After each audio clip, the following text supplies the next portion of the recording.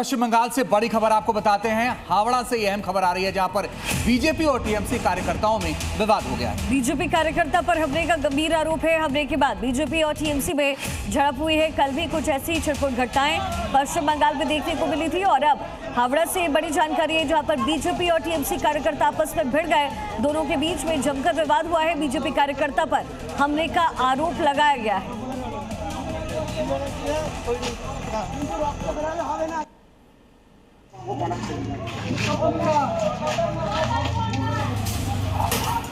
Voting से पहले बवाल, वोटिंग के दिन बवाल, नतीजों के बीच बवाल। ये है पश्चिम बंगाल। हंगामे, तोड़फोड़ और आगजनी की 6 तस्वीरें देखिए। पानीहाटी, बाराबनी, बेरहामपुर, सिलीगुड़ी, आसनसोल, मुर्शिदाबाद।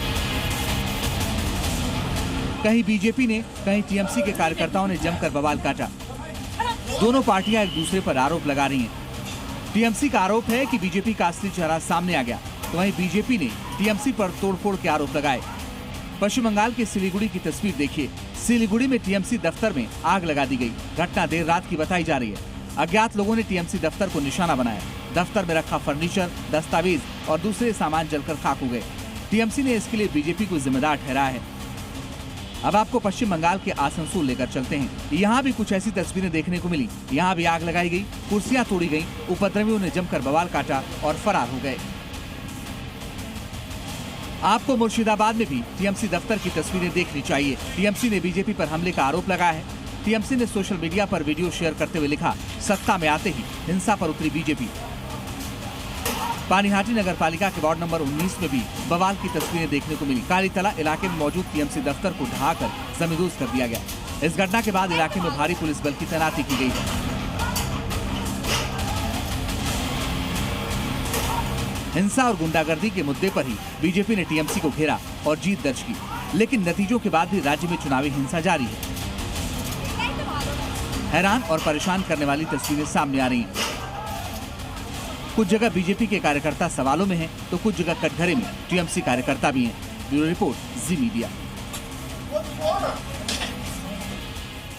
वहीं बंगाल चुनाव को लेकर के गृह मंत्री अमित शाह ने क्या कुछ कहा है, आइए अब आपको वो भी सुनवाते हैं।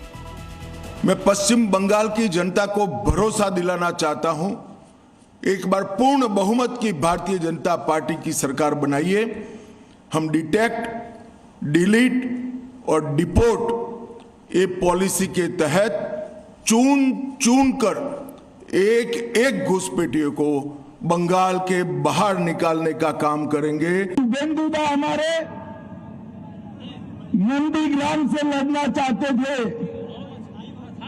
मैंने शुभेंदुदा को कहा था कि सिर्फ नंदीग्राम नहीं, ममता के घर में जाकर उसको हराना है।